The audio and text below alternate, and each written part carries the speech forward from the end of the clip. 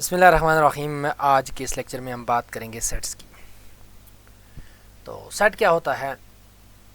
Set हमारे पास एक well defined collection of distant object है। यानी हम ऐसा करते हैं कि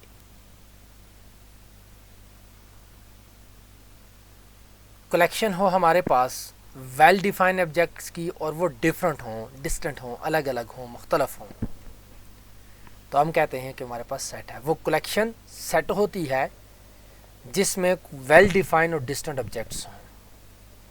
अब यहाँ सबसे अहम चीज़ ये है कि वेल डिफाइन का मतलब क्या है। What does a well define mean?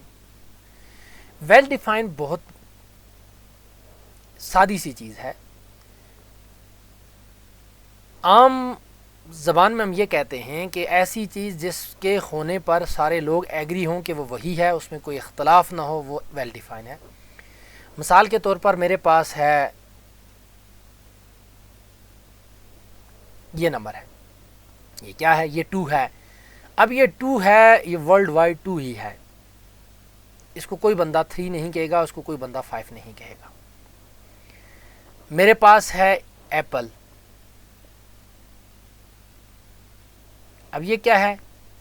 इसको क्या कोई केला कहेगा? ज़बान डिफरेंट हो सकती है। इसको आप सेब कहें, इसको आप एप्पल कहें, या इसको आप किसी और ज़बान में कोई और नाम दें, लेकिन चीज़ वही है। आपके पास हाथ में मोबाइल है, तो अब ये इस मोबाइल पर किसी का कोई इख्तलाफ नहीं है। कोई बंदा ये नहीं कहता ये किताब है, कोई बंदा ये नहीं कहता कि ये चेयर है या टेबल है, तो ये मोबाइल ही है। तो ऐसी चीज़ें जिस पर सब लोग एग्री हों उसे हम कहते हैं वेल डिफाइंड। कुछ चीज़ें ऐसी हैं जो वेल डिफाइंड नहीं है। मिसाल के तौर पर मैं कहता हूँ हॉनेस्ट। अब जो हॉनेस्टी है, this is not a well defined thing. मुमकिन है कि एक बंदा आपके लिए ईमानदार हो, दूसरे के लिए ना हो। अच्छा होना, अब अच्छाई जो है ये वेल डिफाइंड नहीं है। किसी ने आपके लिए कोई आपके कोई काम आ रहा है तो वो अच्छा है, अगर वो नहीं आ रहा तो वो अच्छा नहीं है। एक टीचर है जो अगर आपको आसान पेपर बना के और फेवर करके पास कर दे तो वो आपके लिए एक अच्छा हो जाएगा। और अगर किसी कोई स्टूडेंट अपनी वजह से फ़ेल हो गया, उसने पढ़ा नहीं है सही तरीके से, वो फ़ेल हो गया, तो वो अपने ऊपर ब्लेम नहीं डालता, बल्कि वो टीचर को कहेगा कि जी इसने मुझे फ़ेल कर दिया। हालांकि टीचर ने फ़ेल तो नहीं किया होता, फ़ेल तो अपनी मर्ज़ी से हुआ होता है कि वो उसने पढ़ा नहीं है, चीज़ें नहीं की हैं, तो ज़ाहिरी बात वो फ़ेल होगा।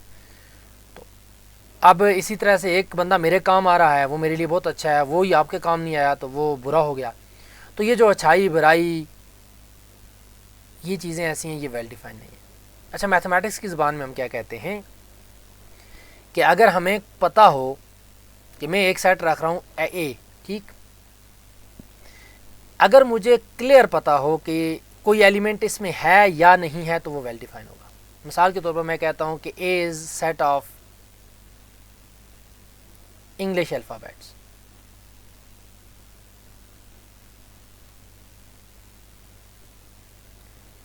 तो ये इंग्लिश अल्फ़ाबेट्स जो हैं वो मेरे पास ए सेट है। अब मुझे पता है इसमें ए है, ए से बिलोंग करेगा। क्या इसमें अल्फ़ा है? तो अल्फ़ा इससे बिलोंग नहीं करता, क्योंकि alpha is not in English alphabets, वो तो ग्रीक का लेटर है। क्या इसमें बे बिलोंग करेगा? नहीं करेगा, क्योंकि जो बे है वो हमारे पास उर्दू का अल्फ़ाबेट है। क्या इसमें से अलफ बिलोंग करेगा? नहीं करेगा, क्योंकि उर्दू का अल्फ़ाबेट है। तो इसका मतलब है ये अलफ बे ए अल्फ़ा 3, क्या 3 ये सेट ए से बिलोंग करेगा? नहीं करेगा, क्योंकि 3 मेरे पास इंग्लिश अल्फ़ाबेट नहीं है।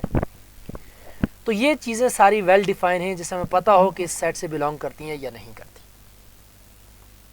अब मैं लिखता हूँ ए सेट ऑफ यंग पीपल।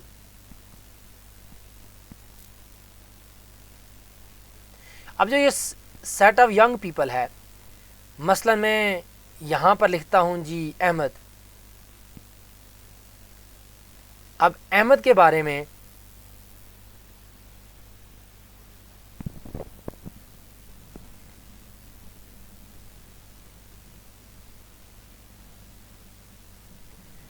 ये कहना कि ये यंग है या नहीं है, तो ये तो मुझे नहीं पता, हमने कंफर्म नहीं है कि वो यंग है या नहीं। इवन तो अगर मुझे उसकी एज भी पता है, मिसाल के तौर पर यंग को मैं डिफ़ाइन कैसे करूँ कि यंग कौन होता है। सपोज़ करें कि मैं ये कहता हूँ कि एक बंदा जो है वो यंग है, अगर उसकी उम्र 18 साल से 40 साल के बीच में है, तो जो बंदा 40 साल और 1 दिन का हो गया तो क्या वो बूढ़ा हो जाएगा, क्या वो यंग नहीं रहेगा? तो इसका मतलब हमारे पास कोई क्लियर कट बाउंड्री नहीं है। तो इस तरह की चीज़ें हैं वो हमारे पास वेल डिफाइन नहीं होंगी। तो हमारे पास सेट की जो डेफिनेशन है वो क्या है, ये आपने याद रखनी है कि set is a well defined collection of the object. Objects को हम कहते हैं एलिमेंट्स या मेंबर, और अगर वो बिलोंग करता है तो हम ये लिखते हैं कि ए जो है वो बिलोंग कर रहा है किससे, सेट ए से। अगर वो बिलोंग नहीं करेगा तो फिर हम ये वाली नोटेशन यूज़ करते हैं, यूँ डाल के ऊपर काटा मार देते हैं। एग्जाम्पल हमारे पास सेट है 1 2 3 4 5, तो ये मेरे पास एक सेट आ गया जिसके 5 एलिमेंट्स हैं 1 2 3 4 एंड 5। आपको पता है 1 इससे बिलोंग कर रहा है, 2 बिलोंग कर रहा है, 3 बिलोंग कर रहा है, और 4 बिलोंग कर रहा है, 5 बिलोंग कर रहा है, 7 इससे बिलोंग नहीं कर रहा। और set of the vowels in English A E I O U, अब इस ये ए ई आई ओ में यू में ये जो वी है बी इससे बिलोंग नहीं करता, तो ये इसने वेल डिफाइन को दोबारा से एक्सप्लेन कर दिया कि collection is called well define if we are clearly decided whether an object belong to set और नॉट। ये मैंने डिटेल में आपको चीज़ें बता दी। अब set of even number less than 10 है, तो ये क्या है 2 4 6 8। अब सेट को जो है वो जैसे हमारे पास है, इसने कुछ चीज़ें डिफ़ाइन की हैं जो वेल डिफाइन नहीं हैं, जैसे कि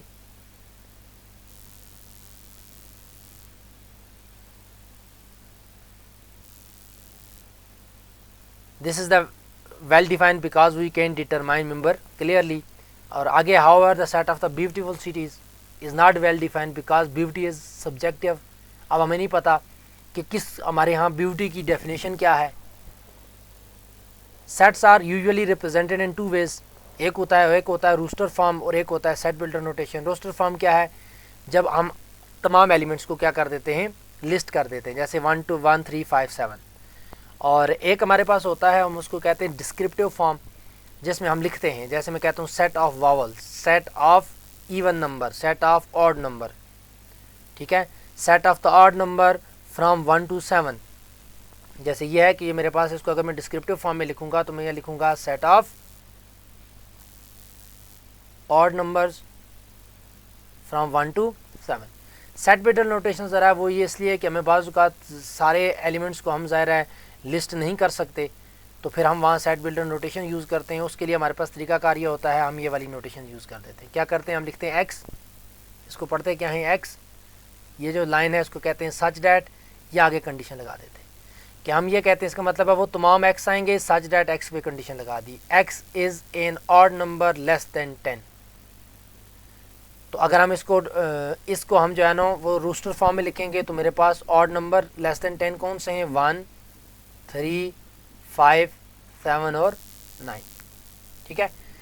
और फाइनाइट और इनफाइनाइट सेट कौन से होते हैं। अब आपने यहाँ जो क्वेश्चन है वो ये होगा कि आपको सेट दिया जाएगा और आपको कहा जाएगा कि ये वाला जो है सेट है उसको आप सेट बिल्डर नोटेशन में लिखें, या सेट बिल्डर नोटेशन में है तो उसको आप डिस्क्रिप्टिव फॉर्म में या रोस्टर फॉर्म में, यानी टेबुलर फॉर्म में लिखें।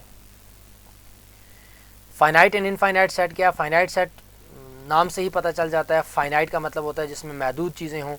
तो हमारे पास set have the limited numbers, उसको हम क्या कहेंगे, लिमिटेड का मतलब ये नहीं है कि 2 4 5 हों, लिमिटेड का मतलब ये है उसमें करोड़ भी बेशक हो लेकिन हो लिमिटेड, मतलब पता हो कि कितने नंबर्स हैं। तो अब यहाँ पर नंबर ऑफ़ एलिमेंट 4 हैं, तो ये सेट आ गया फाइनाइट। अब सेट ऑफ नेचुरल नंबर, ये हमने बिल्कुल पहले लेक्चर में पढ़ा, तो सेट ऑफ नेचुरल नंबर है, ज़ाहिर है वो कोई उनकी लिमिट कोई नहीं है, 1 2 3 4 अप टू सो ऑन, ख़त्म नहीं हो रहे, तो ये इनफाइनाइट है। Write the following set in the roster form, तो ये हमारे पास नंबर है x is a natural number less than 6। तो हमारे पास नंबर आएंगे, नेचुरल नंबर हमारे पास क्या होते हैं, 1 2 3 4 5 अप टू सो ऑन, तो लेस दैन 6 हमारे पास कौन से होंगे, 1 2 3 4 5। तो ये हमारे पास क्या आ जाएगा, रोस्टर फॉर्म में आ जाएगा। रोस्टर फॉर्म में ये बात आपने याद रखनी है, जब भी आप सेट लिखेंगे तो उसको आप ये करली ब्रैकेट्स में डालेंगे। तो ये मेरे पास आ गया। उसके बाद है ये वाला आपके पास एक सेट है, इसको आपने सेट बिल्डर नोटेशन में लिखना है। तो अब देखें यहाँ हमने ऑब्जर्व द पैटर्न, पैटर्न क्या है, इवन नंबर आ रहे हैं 2 4 6 8 10, कहाँ तक आ रहे हैं, 10 तक। तो all numbers are even numbers, दूसरी है कि write the property describing the element, और वो क्या है, even natural number less than 12। तो set of all even natural number less than 12, तो हमने सेट बिल्डर नोटेशन लिख दी कि वो तमाम x such that x is an even number less than 12। तो ये हमारे पास क्या बन गया, सेट बिल्डर नोटेशन आ गया। नेक्स्ट हमारे पास है determine whether the following statements are true और फॉल्स। तो क्या 3 इससे बिलोंग करता है, तो 3 इसमें है, 5 इसमें बिलोंग करता है, नहीं है क्योंकि 5 यहाँ पर मौजूद ही नहीं है, यहाँ सिर्फ 1 2 3 4 5 हैं। इसी तरीके से प्रॉब्लम 4 है, list all element of the set. यहाँ ज़रा थे देखें कि मेरे पास वो तमाम एलिमेंट्स हैं नेचुरल नंबर के जिनका स्क्वायर लेस देन 20 है, जिनका स्क्वायर लेस देन 20 है। तो यहाँ पर आप देखें कि सबसे पहले हम तमाम नेचुरल नंबर लिखते हैं 1 2 3 4 5। अब सबका स्क्वायर फाइंड आउट करेंगे, 1 का स्क्वायर 1, 2 का स्क्वायर 4, 3 का स्क्वायर 9, 4 का स्क्वायर 16 और 5 का स्क्वायर 25। तो इसका मतलब है जब तक हम 4 तक थे तो ये लेस देन 20 था, जो ही हमने 5 का स्क्वायर लिया तो ये 20 से ऊपर चला गया। तो हमारे पास इनमें से हम वो नंबर सेलेक्ट करेंगे जिनका स्क्वायर लेस देन 20 है, तो 1 2 3 4 5 है, तो वो सेट हमारे पास आ गया 1 2 3 4 5। इसी तरीके से एग्जांपल है, check whether B belong to A, तो नहीं है, ज़ाहिर है बी वावल नहीं है। टाइप्स ऑफ सेट्स कौन से होते हैं, नल सेट है, एम्प्टी सेट है जिसमें कुछ भी नहीं होता, ठीक है। जैसे मैं कहता हूँ कि set of natural number less then 0, तो 0 से छोटा नेचुरल नंबर तो कोई भी नहीं है। इसी तरह मैं कहता हूँ कि set of integers such that x square equal to -4, क्या आपके पास कोई ऐसा इंटीजर मौजूद है जिसका स्क्वायर आप लें -4 आएगा, तो कोई भी नहीं है ऐसा, क्योंकि आपके पास ऐसा कोई नंबर मौजूद नहीं है जिसका स्क्वायर लें तो -4 आएगा, ठीक है। 2 है जिसका स्क्वायर आप लें 4 है, -2 का स्क्वायर भी 4 है, तो ऐसा कोई नंबर नहीं जिसका स्क्वायर लें तो जवाब माइनस में आए, -4 आए, तो ये भी एम्प्टी सेट है। इसी तरीके से सिंगलटन सेट है, सिंगलटन सेट वो होता है जिसमें सिंपल एक एलिमेंट होता है।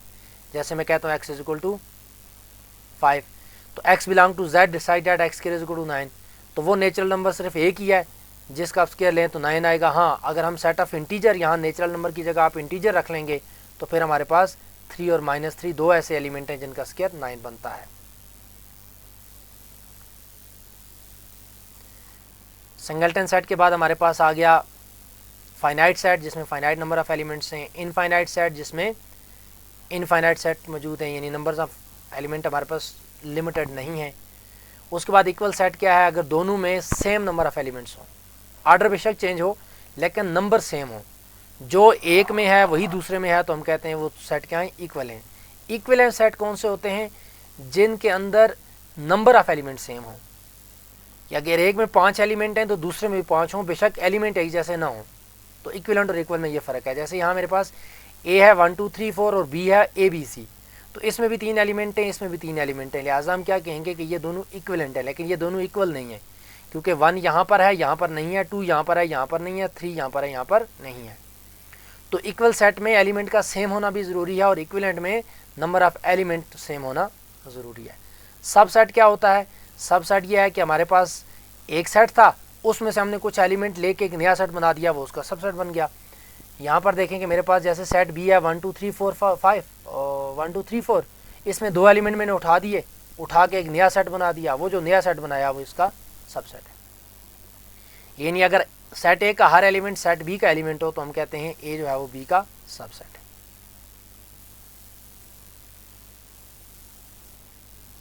अब कुछ ऑपरेशन से हम देख लेते हैं इसमें से कि ऑपरेशन किस तरह से लगेंगे। अच्छा, पावर सेट क्या है, पावर सेट जो है वो तमाम सबसेट्स होंगे। एक सेट ए है, उसके जितने भी पॉसिबल सबसेट बनते हैं तो वो उसके पावर सेट बन जाएंगे। यूनिवर्सल सेट क्या होता है, यूनिवर्सल सेट हमारे पास ऐसा सेट होता है कि जितने भी हमारे पास बाकी सेट हों अंडर कंसिडरेशन वो उसके सबसेट हों। मसलन मैं यूनिवर्सल सेट ले रहा हूँ 1 2 3 4 5 6 7 8 9, अब मैं ए ले रहा हूँ 1 2 3, तो ए बी सी जितने भी बाकी सेट लूँगा वो इसके सबसेट होने चाहिए, यानी वो एलिमेंट हम यहीं से ले रहे हैं। तो यूनिवर्सल सेट का अक्सर मसला ये होता है कि यानी इसका मतलब ये हुआ कि अब अभी हम जो काम कर रहे हैं वो नंबर हम कहाँ से ले लेंगे, ठीक है। तो ये हमारे पास यूनिवर्सल सेट हो गया।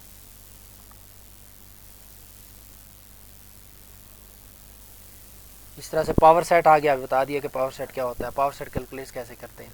एन चीज़ इसमें हमारे पास ऑपरेशन है सेट्स पे। तो सेट पे ऑपरेशंस क्या हैं कि बाज़ औक़ात होता हमारे पास क्या है, जैसे मेरे पास एक सेट है फॉर एग्ज़ाम्पल 1 2 3 4, या इसको मैं थोड़ा सा डिफरेंट अंदाज से देख लेता हूँ। मेरे पास है फ्रूट्स हैं समर में, फ्रूट्स हैं विंटर के, ये हम यहाँ पर लिख लेते हैं। कुछ आपको पता होगा मार्केट में कुछ फ्रूट्स ऐसे हैं जो समर में अवेलेबल होते हैं, फ्रूट्स ऐसे जो विंटर में अवेलेबल होते हैं। मसलन मेरे पास है एप्पल, बनाना, वाटरमेलन, और उसके बाद जो है वो स्प्रिंग में स्ट्रॉबेरी आ जाती है, और इस तरीके से हमारे पास जो है वो ग्रेप्स हैं, अंगूर हैं। ये मेरे पास समर के फ्रूट्स आ गए। अब विंटर में आप देखें तो विंटर में हमारे पास एप्पल भी होता है, बनाना भी होता है, इसमें हमारे पास जो है वो अमरूद आ जाते हैं, अनार आ जाते हैं। अच्छा, उसके साथ हमारे पास यहाँ पर ज़रा वाटरमेलन नहीं होता, अलबत्ता इसमें जो है गर्मियों में मैंगो होता है, इसमें ऑरेंज आ गया, ठीक है। और भी हमारे पास सर्दियों के कुछ फ्रूट्स ऐसे हैं जो आ जाते हैं। अब ये दो मैंने डिफरेंट सेट रख लिए, एक में मैं समर के फ्रूट्स रख रहा हूँ, एक में मैं विंटर के फ्रूट रख रहा हूँ। अब अगर हमें कोई पूछे कि भाई ऐसे फ्रूट्स बताएं जो समर और विंटर हर सीज़न में कभी ना कभी मिल जाते हैं, यानी ऐसा फ्रूट जो पूरे साल के किसी भी हिस्से में मिल जाता हो, तो उसका मतलब ये हुआ कि हम जो चीज़ें कॉमन हैं वो तो लिखेंगे ही लिखेंगे, ये तो पूरा साल मिलता है। लेकिन जो साल में कभी एक दफ़ा भी मिल जाता है, जैसे ये ऑरेंज मिल जाता है सर्दियों में, आपके पास मैंगो मिल जाता है गर्मियों में, ठीक है। इसी तरीके से वाटरमेलन आपके पास मिल जाता है गर्मियों में, तो हम इन क्या करेंगे, और बनाना जो है वो ज़ाहिर है पूरे सीज़न में मिलता है। इस तरीके से हमारे पास बाकी जो चीज़ें हैं, तो ये मैंने एक नया सेट बना लिया। ये नया सेट क्या है, ये नया सेट मैं ये कह रहा हूँ कि वो फ्रूट जो पूरे साल में कभी भी मिलता हो, यानी ये नहीं कि साल पूरा साल मिलता हो, लेकिन कभी भी मिलता हो, मतलब एक दफ़ा भी, कभी एक महीने में भी, कभी 10 दिन भी अगर वो मार्केट में आ रहा है तो वो यूनियन में आ जाएगा। तो यूनियन का मतलब क्या है कि दोनों में जो चीज़ें आ रही हैं सारी, ज़ाहिर उसमें कॉमन फिर हम एक दफ़ा लिखेंगे। और अगर मैं ये कहूँ कि ऐसा फ्रूट जो दोनों सीजन्स में मौजूद, जो पूरा साल अवेलेबल होता है, तो उसकी बात हम क्या करेंगे, इंटरसेक्शन की, कि ऐसा सेट, ऐसे फ्रूट जो गर्मियों में भी होते हैं सर्दियों में भी होते हैं, तो उसमें हम क्या करेंगे, हम कहेंगे जी इसमें एप्पल आ गया, इसमें बनाना आ गया, ठीक है, और उसके अलावा बाकी जो भी हमारे पास फ्रूट्स हैं। यानी कुछ तो अभी तो चूँकि हालात इस तरह के हैं कि बाहर से भी चीज़ें आ जाती हैं, तो कुछ ऑफ सीज़न फ्रूट्स भी मिल जाते हैं, लेकिन ओवरऑल में जनरल बात कर रहा हूँ। तो ऑपरेशन ऑफ द सेट हमारे पास है यूनियन, इंटरसेक्शन और कॉम्प्लीमेंट। तो कॉम्प्लीमेंट का क्या मतलब है, मैं कहूँ कि मसलन मैं कहता हूँ कि वो वाले फ्रूट जो सर्दियों में नहीं मिलते, जो विंटर में नहीं मिलते, मैं डब्ल्यू का कॉम्प्लीमेंट लिख लूँगा। तो वो कौन से फ्रूट हैं जो आपके पास सर्दियों में नहीं होते, वो मैंगो नहीं होता, वो वाटरमेलन नहीं होता, इस तरह के और से बहुत सारे फ्रूट्स हैं। तो हमारे पास सबसे पहली चीज़ ये है कि हमने देखना क्या है कि यूनियन क्या है। तो यूनियन इसने सेट बिल्डर नोटेशन में ही लिखा हुआ है कि वो तमाम एलिमेंट जो ए में हो या बी में हो, या ए में हो या बी में हो, यानी हमें अभी जो फ्रूट्स की बात की थी, या वो सर्दियों में मिलता हो या गर्मियों में मिलता हो या दोनों सीजन में मिलता हो, इसका मतलब ये हुआ कि वो यूनियन में आ जाएगा।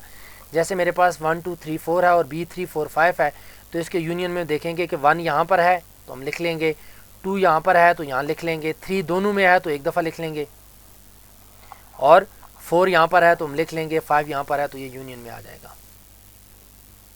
तो ये मेरे पास सिंपल सी डेफिनेशन है यूनियन की। इंटरसेक्शन क्या है, इंटरसेक्शन कॉमन एलिमेंट्स है। वेन डायग्राम अगर आप देखेंगे तो वेन डायग्राम बड़ी आसान सी है।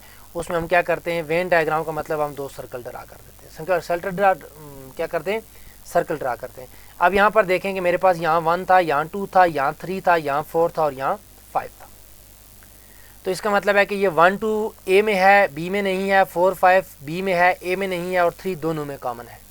तो यूनियन हमारे पास क्या होगा, ये दोनों सर्कल का जो एरिया होगा, आप इसको बेशक कलर कर लें तो ये मेरे पास क्या बन जाएगा, यानी अगर इसको हम कलर करना चाहें तो ये कलर भी हो सकता है कि ये जो ए वाला है इसको सपोज करें कि मैं रेड कलर कर देता हूँ, ठीक है, और ये जो मेरे पास दूसरे वाला है तो इसको मैं ब्लैक कलर कर देता हूँ, ठीक है। तो ये ज़ाहिर है ये जो जिसमें ये रेड और ब्लैक दोनों आ जाएंगे तो वो इसका कॉमन एरिया आ जाएगा। तो इंटरसेक्शन क्या है, इंटरसेक्शन में सिर्फ ये चीज़ आ जाएगी। ए का कम्प्लीमेंट क्या होगा, ए के कम्प्लीमेंट में ए को छोड़ के बाकी सारा बी है, और वो कौन सा है, वो ये है, वो ये वाला एरिया बनेगा। यहाँ से ये और ये वो तमाम एरिया है, ये वाला जो ए में है, लेकिन ए कम्प्लीमेंट जो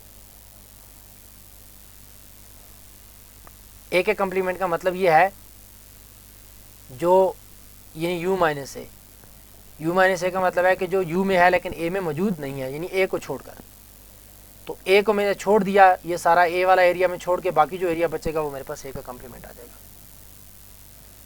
खैर वो हम अभी यूनिवर्सल सेट की फॉर्म में लिखते हैं तो उससे हमें ज़्यादा चीज़ें क्लियर हो जाएंगी। तो उसके बाद एग्जांपल है, तो आपको चीज़ें क्या यूनियन निकालना आना चाहिए। इंटरसेक्शन क्या है, इंटरसेक्शन वही बात है, जो कॉमन एलिमेंट्स आते हैं वो इंटरसेक्शन होते हैं। तो ये देखें यहाँ पर जो ये शेडेड एरिया है ये दोनों में कॉमन आ गया। और इसी तरीके से हमारे पास डिफरेंस ऑफ द सेट है। तो ए डिफरेंस बी, जब भी मैंने बात कर रहा था, ए डिफरेंस बी क्या होगा। ए डिफरेंस बी का मतलब है एलिमेंट जो ए में है लेकिन बी में नहीं है। बी डिफरेंस ए का मतलब होगा जो बी में है और ए में नहीं है। जैसे ए डिफरेंस बी, तो ए के कौन से एलिमेंट ऐसे हैं जो बी में नहीं है। देखें ए 1 है जो कि बी में नहीं है, लिहाजा ये इसके डिफरेंस में आ जाएगा। इसी तरीके से 2 है, ये बी में नहीं है, इसके डिफरेंस में आ जाएगा। 3 जो है यहाँ मौजूद है, 4 भी मौजूद है।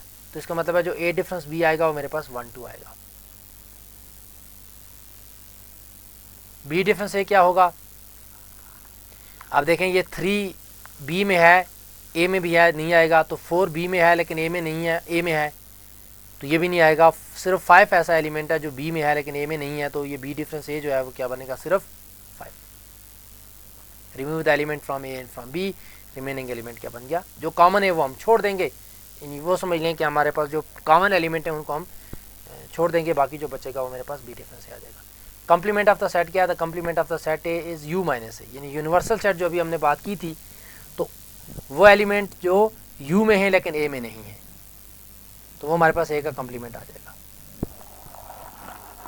मतलब क्या होगा कि ए के कम्प्लीमेंट में यू के वो तमाम एलिमेंट में आएंगे जो ए को छोड़कर, ए के एलिमेंट्स को हम निकाल देंगे, बाकी जो बचेंगे वो यू वाले एलिमेंट देख लेंगे, या ज़ाहिर हमें यू दिया होगा तो हम वहाँ से निकालेंगे। जैसे यू मेरे पास दिया है 1 2 3 4 5 6, ये यूनिवर्सल सेट है। ए मेरे पास क्या है 1 2 एंड 3, तो हम क्या करेंगे 1 को काट देंगे, 2 मौजूद है उसको भी काट देंगे, 3 मौजूद है तो उसको भी काट देंगे, बाकी क्या बचा 4 5 6, तो ये इसका कम्प्लीमेंट आ गया। ठीक है, यूनिवर्सल सेट मेरे पास दिया है 1 2 3 4 5 6 7, और सेट बी जो है वो मेरे पास क्या दिया हुआ है, सेट बी मेरे पास है 2 4 6। तो हम क्या करेंगे यूनिवर्सल सेट में से 2 को निकाल देंगे, ये ख़त्म, 4 को निकाल देंगे, ये ख़त्म, 6 को निकाल देंगे, ये ख़त्म, बाकी क्या बचा 1 3 5 7। तो ये जो मेरे पास 1 3 5 7 है ये इसका कम्प्लीमेंट आ जाएगा।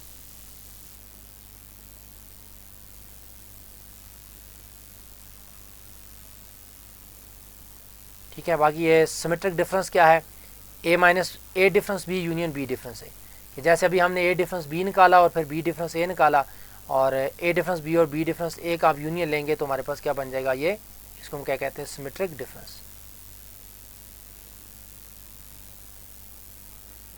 जैसे एग्जांपल मेरे पास ए है और बी है, तो ए डिफरेंस बी का मतलब क्या है, जो ए में है बी में नहीं है, तो कौन से हैं, हम ये देखेंगे कि ए और बी में कॉमन कौन से हैं, ये और ये।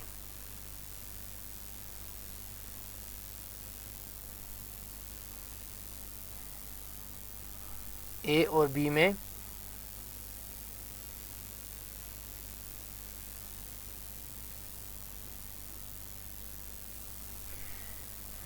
यहाँ पर देखें कि ए डिफरेंस बी क्या आएगा, कॉमन एलिमेंट है, इसको निकाल देंगे, बाकी जो बचा ये मेरे पास ए डिफरेंस बी आ गया।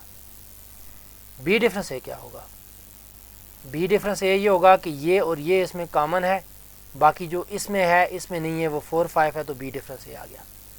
तो A difference B union B difference क्या हुआ, 1 2 यूनियन 4 5, तो मेरे पास आ जाएगा 1 2 एंड 4 एंड 5। इसका मतलब क्या हुआ कि हम इन दोनों में जो कॉमन है उसको हटा देंगे, बाकी जो बचेगा वो मेरे पास इसका कॉमन डिफरेंस, इसको हम क्या कहते हैं, this is the symmetric difference.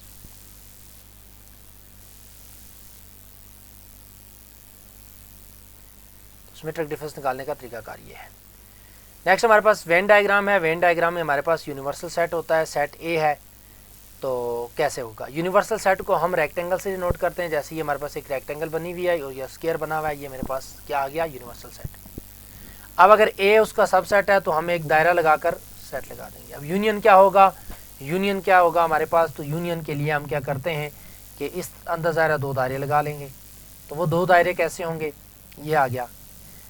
अब पहले देखें, हम ऊपर जो हम ए यूनियन बी निकाल रहे थे उसमें हम ये वाली डायग्राम नहीं बना रहे थे, कौन सी वाली, ये। अब हम यूनिवर्सल सेट बना रहे हैं।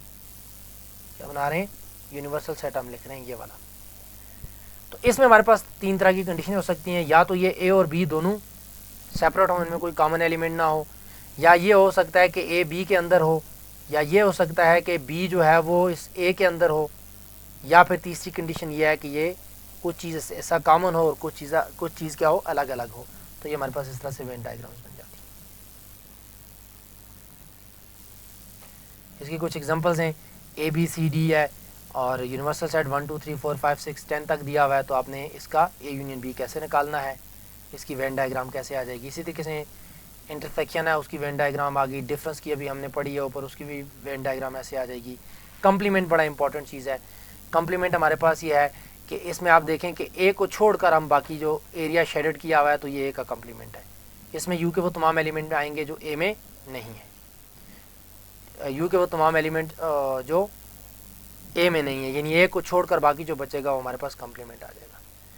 तो एग्जांपल्स हमारे पास है, in a class of 60 student 30 study mathematics, 25 study statistics, 10 studies both. तो इसका मतलब हमारे पास 30 स्टूडेंट हैं जो मैथ पढ़ रहे हैं, 25 हैं जो स्टैटिस्टिक पढ़ रहे हैं, 10 हैं जो दोनों पढ़ रहे हैं। तो find the number of the student studying at least one subject. तो हमारे पास ए है स्टूडेंट स्टडिंग मैथमेटिक्स, बी है student studying statistic.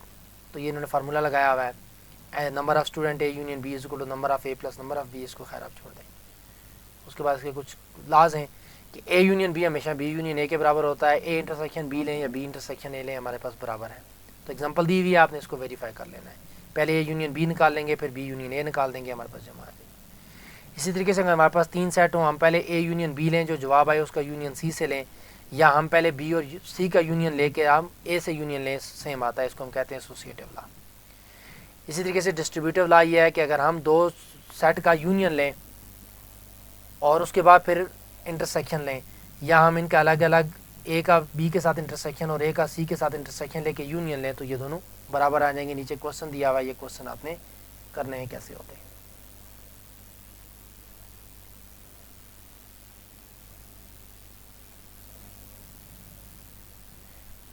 Identity law, idempotent law, और ये सारी चीज़ें आ गई हैं। तो यूँ हमारा ये वाला काम ख़त्म हो गया। तो इसमें कुछ चीज़ें रह भी गई हुई हैं, काफ़ी सारी हैं जो हमें करनी है, लेकिन चूँकि टाइम नहीं है इतना, तो इसलिए हम इसको यहीं पर वाइंड अप कर देते हैं। तो ये चीज़ हमारे पास आज के लिए इतना ही है। Thank you so much.